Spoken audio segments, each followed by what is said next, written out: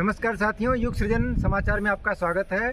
और आज हम जानेंगे अखिल विश्व गायत्री परिवार शांति कुंज हरिद्वार के संरक्षण में पुण्य भूमि 88,000 ऋषियों की तपोभूमि में निर्मित होने जा रहे श्री राम साधना आरण्य की स्थिति पर क्या अभी तक यहाँ पर हो चुका है और आगे की क्या योजना है, आइए देखेंगे इस वीडियो में। नमस्कार साथियों, यह दृश्य आप देख रहे हैं उत्तर प्रदेश के सीतापुर जनपद स्थित विश्व विख्यात नैमिषारण्य क्षेत्र के चक्र तीर्थ का, जहां पर महासिद्धधीश की तपस्थली भी है। तो ये जो मंदिर हैं, ये पूरा परिसर यहाँ पर दूर से दिखाई पड़ रहा है और इसी परिसर के ठीक पीछे लगे हुए इस वन्य क्षेत्र के बीच में निर्माणाधीन है श्री राम साधना आरण्यक अखिल विश्व गायत्री परिवार शांति कुंज हरिद्वार के दिव्य संरक्षण, मार्गदर्शन और तत्वाधान में ये बाउंड्री यहाँ पर की जा चुकी है और एक हाल यहाँ पर टीन शेड के रूप में बना हुआ है और सबसे बीच में यहाँ पर बनी हुई है ये साधना कुटी, पर्ण कुटी है ये, जिसके भीतर साधना के लिए यहाँ पर वातावरण बना हुआ है और नियमित यहाँ पर साधनात्मक कार्यक्रम संपन्न हो रहे हैं। और इस साधना कुटी के पीछे अन्य छोटे छोटे कक्ष बने हुए हैं जो ऋषियों के नाम से हैं।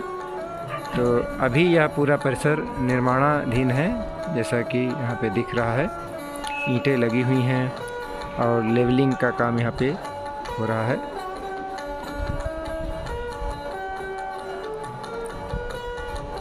अभी हाल ही में यहाँ पर शांति कुंज हरिद्वार के संरक्षण में एक बड़ी गोष्ठी बुलाई गई थी और आगे के निर्माण कार्य जो होने हैं उस पर चर्चा की गई थी।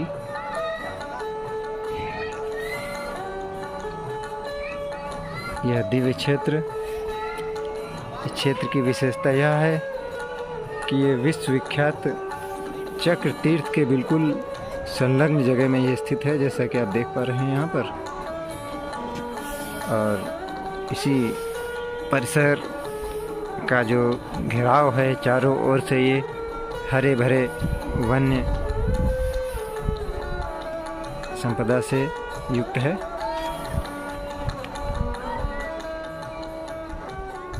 वीडियो में हमारे साथ में मौजूद हैं श्री राम साधना आरण्य के सहायक व्यवस्थापक श्री विनोद शर्मा जी, डॉक्टर विनोद शर्मा जी, और साथ में उनके संत कमल जी, जो कि गायत्री चेतना केंद्र सीतापुर से बिलोंग करते हैं। आइए बातचीत करते हैं। बाबूजी, अभी बताएं हम सभी दर्शकों को, ये जो गायत्री परिवार का नैमिषारण्य में जो क्षेत्र, एक विशेष क्षेत्र निर्मित हो रहा है, कुछ यहाँ पे निर्माण भी हुआ है, कुछ बातचीत हम लोग करेंगे। सबसे पहले कि ये जो शुरुआत हुई है, इसका इतिहास अभी तक का क्या रहा है? अनुराग जी, पहले तो आपका श्री राम साधना आरण्य नैमिषारण्य में स्वागत, अभिनंदन। और आज से लगभग 4-5 वर्ष पूर्व डॉक्टर पंड्या जी के द्वारा यहाँ भूमि पूजन संपन्न हुआ। तत्पश्चात उनके 2 वर्ष बाद यहाँ नींव पूजन का कार्यक्रम संपन्न हुआ। अब बहुत शीघ्र ही यहाँ आश्रम पर निर्माण की प्रक्रिया प्रारंभ होने वाली है। शांति कुंज से जी डॉक्टर साहब का ऐसा विचार बना कि देश में कुछ ऐसे केंद्र भी स्थापित किए जाएं जहाँ पर अपने परिजन साधना के दृष्टिकोण से आएँ। तो ऐसे जैसे आपने देखा कि मुनस्यारी में है और टिहरी में है और नैमिषारण्य में यहाँ पर यह साधना केंद्र विकसित किया जाना है और इसी प्रकार से बनारस में भी एक केंद्र स्थापित होगा। ये विशुद्ध रूप से साधना के दृष्टिकोण से ही होगा। जैसे पिछले दिनों में हम लोग ने यहाँ पर नवरात्रियों में शिविर भी आयोजित किए। हाल में ही यहाँ आश्विन नवरात्रि पर लगभग 44 साधक रह के यहाँ पर जिसमें साधना किए। बुलंदशहर, हापुड़, सुल्तानपुर, लखनऊ, कानपुर, तमाम जगह से परिजन भाई बहन यहाँ आए, रह के उन्होंने साधना भी की। और इसके साथ साथ उन्होंने इस बार यहाँ एक नया प्रयोग ये किया गया था कि प्रत्येक साधक ने अपने जप के साथ साथ गायत्री मंदिर के निर्माण के लिए 24 अनुप्राणित ईंटों का भी दान दिया और साथ में 24,000 अंशदान मंदिर के निर्माण के हेतु जी। यहाँ साधकों के द्वारा दिया गया। ये अनुप्राणित ईंटों से क्या तात्पर्य रहा? यानी कि पहली ईंट उन्होंने पहले दिन ही अपने पूजा स्थली पर स्थापित कर ली और 9 दिन का पूरा अनुष्ठान होने के बाद उसमें 23 और यहाँ आके मिला के उनका विधिवत उन्होंने यहाँ अर्पित की। हमारे ठीक बगल में आप ये ईंटें देख रहे हैं, ये वही पूजित ईंटें ही हैं जी। इनको जो है बाकायदा पूजा करके स्थापित किया गया है। अच्छा। और इसी का ठीक सामने एक फ्लेक्स भी आप देख रहे हैं जी, ये जो लगा हुआ है जी, इसमें परिजनों ने यहाँ पर इसका विधिवत अयोध्या मंदिर के बाद एक ऐसा भाव विभोर कर देने वाला जो दृश्य था वो देखने को मिला कि लोग इतना भाव विभोर हो गए थे कि जब नंबर आया यज्ञ के बाद कि अब ईंटों का पूजन होना है, तो आप देख रहे हैं जैसा चित्र में कि सिर पर धारण करके जी, सिर पर धारण करके लोग जो है उस स्थल पर पहुंचे ईंटों को लेकर के। अद्भुत दृश्य था जिसमें आप देख रहे हैं ये बुलंदशहर के भाई साहब संजय त्यागी जी और तमाम परिजन इसमें मौजूद हैं। तो ये कार्यक्रम हुआ, तो इसी प्रकार से हमारे पास लोगों का यहाँ साधना के प्रति कितना आकर्षण है उसको तो हम देख के दंग रह जाते हैं। ये जो पीछे की कुटिया है इसका क्या रहस्य है? ये शुरू से ही कुटिया यहाँ पर अपनी साधना केंद्र के रूप में और दैनिक यज्ञ के रूप में ये कुटिया स्थापित है। और हम लोग की तो अपनी अनुराग जी बिल्कुल स्पष्ट ये धारणा है कि निश्चित रूप से परम पूज्य गुरुदेव की तपस्थली यही रही होगी जो नैमिषारण्य में गुरुदेव ने 3 वर्ष रह के अपने 2 महापुरुषण पूरे किए हैं, जैसा कि माता जी ने रहस्योद्घाटन किया था। तो निश्चित रूप से यही भूमि रही होगी क्योंकि इस कुटिया के अंदर के स्पंदन बाहर के वातावरण से बिल्कुल भिन्न है। कुछ दृश्य रूप में भी अंदर का दिखाएंगे हम लोगों को। बिल्कुल, आइए।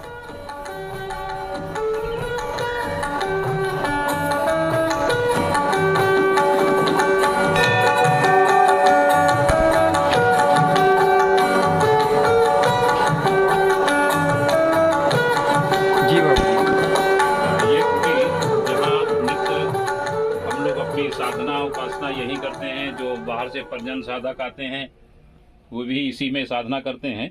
और इस आरण्य की भूमि के चयन और खरीद के उपरांत से आज तक शायद लाखों का मंत्र जप इस कुटिया में हो चुका होगा, क्योंकि जो शिविर चलते रहे वे भी सब यहीं पर आके अपना जो है जप अनुष्ठान करते रहे। नित्य दैनिक यज्ञ यहाँ हम लोग अपना करते हैं और दैनिक उपासना पूजा का हम लोग का मुख्य केंद्र यही कुटिया है। और ऐसा मानना है कि निश्चित रूप से गुरुदेव की तपस्थली भी यही कहीं रही होगी, क्योंकि चक्र तीर्थ के बिल्कुल बगल में अपने आरण्य के लिए भूमि उपलब्ध हो जाना एक बड़ी उपलब्धि है। जिस भूमि की ओर किसी की निगाह नहीं गई, इसको खरीदने के बाद से यहाँ के लोग ही बहुत हैरान है कि गायत्री परिवार को ये भूमि प्राप्त कैसे हो गई। और थोड़ा सा हम लोग का और सौभाग्य अपने मिशन का रहा कि इसमें शांति कुंज से श्री जितेंद्र द्विवेदी जी को निर्माण समन्वयक के रूप में जो भेजा गया है, उससे यहाँ की निर्माण की प्रक्रिया में गति आई है। आगे की क्या योजना है यहाँ की, खास कर से जैसा कि साधना आरण्यक नाम है, तो साधना के क्षेत्र में क्या विशेष होने जाने वाला है? और ये जो पर्णकुटी है इसमें इसका क्या कुछ महत्व रहेगा विशेष रूप से, ऐसा कुछ बताएं। जैसा कि अनुराग जी यहाँ पर जो अपने गायत्री परिवार के परिजनों का आना जाना जो रहता है, उन सब का एक विशेष आग्रह यह रहता है कि यहाँ बिल्डिंग और मंदिर यज्ञशाला आदि जो भी बने, चाहे जितनी बनती रहें, लेकिन ये प्राकृतिक स्वरूप जो है इस पर्णकुटी का यूं ही बना रहे, ये विशेष आग्रह परिजनों का रहता है। अभी हाल में ही परसों यहाँ कुछ परिजन बाहर के आए थे और उनका भी ये आग्रह था कि ये पर्णकुटी जो है इसके आगे लाखों के जो मंदिर बने हुए हैं, जहाँ तक लोग होके आते हैं, उससे अधिक यहाँ से आके प्रभावित होते हैं। और विशेष रूप से आग्रह है कि ये इसका स्वरूप यूं ही बना रहे। तो इस बात की संभावना है कि पर्णकुटी यथावत रहेगी?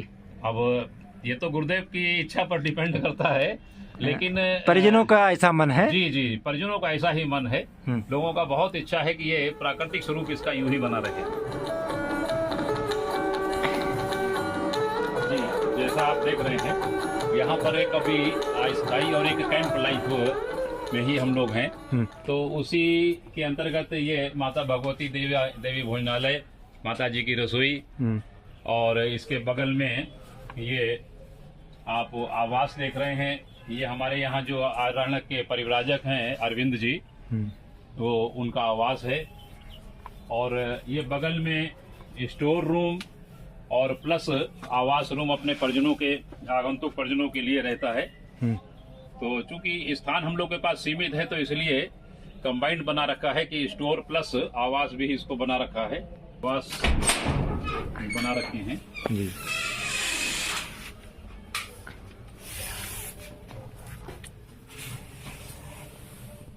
आगंतुक जो दूर दराज से आते हैं वो यहीं पे ठहराव उनका रहता है। जी जी, क्योंकि कुछ व्यवस्था यहाँ ऐसी बना के रखनी पड़ती है, क्योंकि बाहर पूरे देश भर के परिजनों को आना जाना रहता है यहाँ।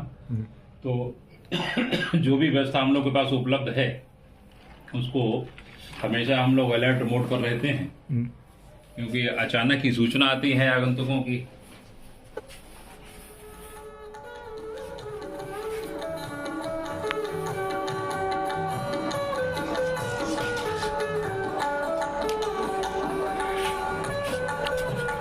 आगे की व्यवस्थाओं के क्रम में पीछे का आप क्षेत्र देख रहे हैं, ये पूरा कॉम्प्लेक्स आप देख रहे हैं, ये तो अपना साधन केंद्र है पूरा जी जी।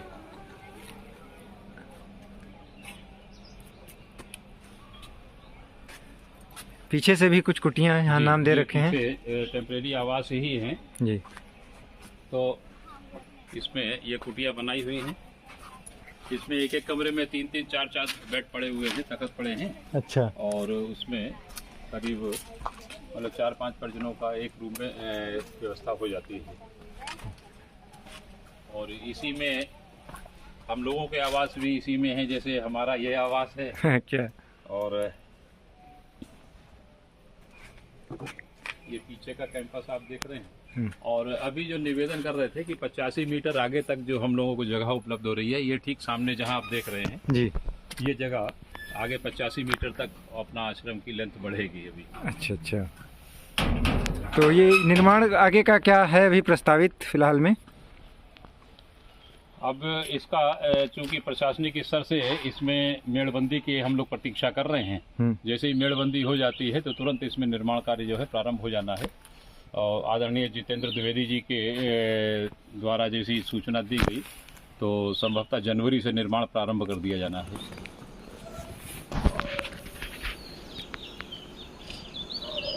ऊपर टीले पे भी जाएंगे के लिए हजारों ईंट यहाँ पर प्रतीक्षा कर रही हैं काम शुरू होने को। और ये जो प्रांगण है, इस प्रांगण की जो भूमि है वो उसमें काफ़ी अंतर है। इसमें नीचे की भूमि है, उसके पड़ोस की जो आगे की भूमि है उसमें आप देख रहे हैं कई फीट ऊंचे यहाँ पर ऊंचाई पर स्थित है टीले नुमा। यहाँ पे ये देख रहे हैं पूरा नीचे तक एरिया है। तो काफ़ी दिलचस्प होने वाला है यहाँ का जो नक्शा बनेगा और यहाँ का निर्माण होगा, अपने आप में एक अभूतपूर्व निर्माण होगा। और ये जो भूमि बताई जा रही है आगे यहाँ तक जो नाली बनी हुई है, इसके काफ़ी आगे तक ये श्री राम साधना आरण्य की भूमि है जिस पर यह निर्माण प्रस्तावित है।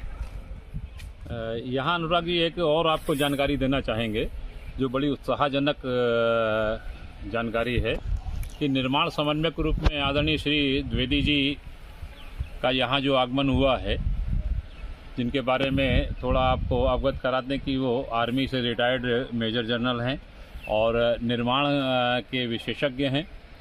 उनकी योजना है कि ये जो टीले पर आप देख रहे हैं, जो जंगल का स्वरूप सा देख रहे हैं, ये जस का तस यूं ही रहे, केवल झाड़ियाँ साफ़ कर दी जाएं, झाड़ियाँ साफ़ कर दी जाएं और यज्ञशाला, मंदिर, साधना कुटियाँ, समाधि स्थल, वो सब इसी टीले पर ही बनाया जाए।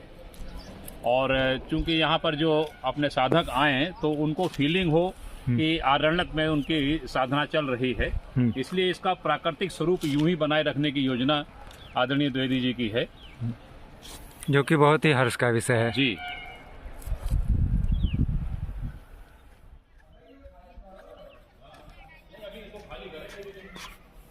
ये हम आ चुके हैं यहाँ के टीन शेड में। इसके बारे में क्या बताएंगे बाबूजी, क्या गतिविधि का यहाँ पे केंद्र है? ये जो भी अनुराग जी गतिविधियां अपनी रहती हैं, आयोजन होते हैं या समूह में अपने परिजनों का आना रहता है तो उनका उठना बैठना स्वागत कार्यक्रम वो यही इसी हाल में ही हम लोग किया करते हैं। जैसे देख रहे हैं आप ठीक सामने वो प्रवचन मंच है जी। अब चूंकि हम लोग के पास यहाँ जगह जो निर्मित जगह है वो सीमित है, तो इसलिए हम लोगों को हाल को ये स्टोर रूप में भी यूज़ करना पड़ता है। आप देख रहे हैं कि जैसे हमारा स्टोर भी यहीं बना हुआ है और तमाम चूंकि अब यहाँ परिजनों को ज़्यादा आना जाना है तो इसलिए हमको वैसी व्यवस्थाएं भी रखनी पड़ती हैं। तो बिस्तर है, गद्दे हैं, अन्न है, अन्न का संग्रह है, वो सारा कुछ हमको यहीं रखना पड़ता है। और ये सामने जो ज्ञान रथ आप देख रहे हैं, ये ज्ञान रथ भी आदरणीय जितेंद्र द्विवेदी जी ने, निर्माण समन्वयक जो हैं, उन्होंने अपने आरण्य को प्रदान किया है। जो प्रस्तावित स्थल पूरा रखा गया है, क्या अनुमानित समय रखा गया है पूरे निर्माण का अभी तक? इसमें विचार ये है द्विवेदी जी का कि 2026 की पूर्णाहुति में माता जी को एक श्रद्धांजलि के रूप में ये आरण्य का एक स्वरूप तैयार करके उनको प्रदान किया जाए। बाकी तो विस्तार उसका होता रहेगा, लेकिन आरण्य का प्रारंभिक स्वरूप जो है वो तैयार करके माता जी को श्रद्धांजलि के रूप में देने की योजना अपने शांति कुंज हरिद्वार की है। 2026 जी हाँ, 2026 तक।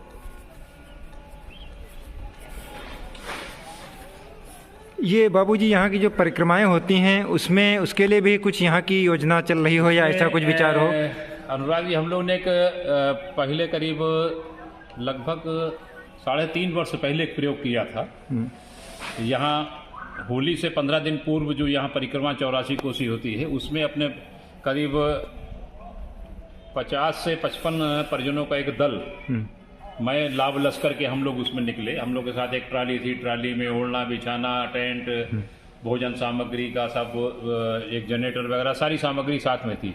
और चूंकि वो जो पिछला अपना प्रयागराज का कुंभ पड़ा था उसके तुरंत बाद की ही ये अपनी परिक्रमा रही, तो प्रयागराज से बचा हुआ जो साहित्य आया था वो यहाँ शांति कुंज से अपने किन्हीं परिजन से प्राप्त हो गया था। तो वो साहित्य का वितरण उसमें खूब हुआ और पूरी परिक्रमा हम लोगों ने की। उसमें करीब लगभग 10 पड़ाव पड़ते हैं। 84 कोसी परिक्रमा जी।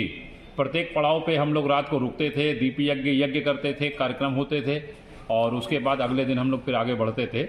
आगे का भी ऐसा कुछ परिक्रमा? आगे की हम आगामी जो ये 2025 में जो आ रहा है समय होली से पूर्व का, उसमें रूपरेखा तो उसके बारे में सोची है। अब वातावरण तैयार करने की योजना बना रहे हैं।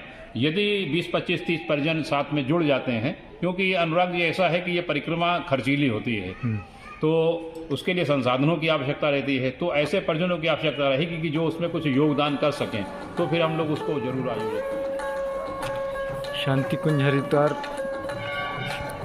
का निमिषारण्य स्थित केंद्र श्री राम साधना आरण्यक, प्रवेश द्वार के पास ही ये स्वागत कक्ष और अन्य स्टोर यहाँ पर बने हुए हैं। और इसके अंदर जो देखिए साहित्य की क्या व्यवस्था है उसको भी हम लोग देखते हैं। और यहाँ पर अंदर हम पहुँचे हैं, आदरणीय बाबूजी हैं और काफ़ी सुंदर स्वरूप यहाँ पे देखिए बना रखा है साहित्य का। इसके क्या संचालन की व्यवस्था है, ये जो साहित्य केंद्र बनाया गया है? इसका अनुराग जी ये श्री जितेंद्र द्विवेदी जी के ही द्वारा तैयार करवा के दिया गया है। अच्छा जी। और साहित्य विस्तार पटल के रूप में ये डॉक्टर साहब ने श्रद्धे के द्वारा इसका पंजीयन किया गया था, उन्हीं के द्वारा अनुमोदित किया गया था इसका। तो ये साहित्य विस्तार पटल विस्तृत रूप से, सक्रिय रूप से जो है अभी हाल में ही जल्दी प्रारंभ किया गया है और अभी हालांकि है प्रारंभिक अवस्था में ही है। अभी इसका हम लोग मिलजुल कर संचालन कर रहे हैं। जल्दी ही एक साहित्य विस्तार पटल के लिए एक अपने संवैधानिक कार्यकर्ता की व्यवस्था हम लोग बनाने की सोच रहे हैं। श्री राम साधना आरण्यक के स्वागत कक्ष रिसेप्शन रूम की ओर हम लोग बढ़ रहे हैं और यहाँ भी एक अच्छा सुंदर व्यवस्थित कार्यालय यहाँ पे देखने को मिल रहा है। आदरणीय बाबूजी हैं और यहाँ पर चेयर्स हैं, कैलेंडर वाला साहित्य भी अपना लगा हुआ है और कंप्यूटर आदि व्यवस्थाओं से इस रूम को यहाँ पर सुसज्जित किया गया है। तो एक शांति कुंज का जो पैटर्न है उसकी काफ़ी कुछ झलक यहाँ पर श्री राम साधना आरण्यक में मिल रही है। कक्ष से ही सटा हुआ यहाँ पर चिंतन मनन कक्ष भी है यहाँ पर इसके अंदर की भी व्यवस्था देखते हैं हम लोग। ये काफ़ी व्यवस्थित यहाँ पे एक रूम है और जो सुविधाओं से भी युक्त है। यहाँ पर पानी वगैरह की गर्म ठंडे सब व्यवस्था है।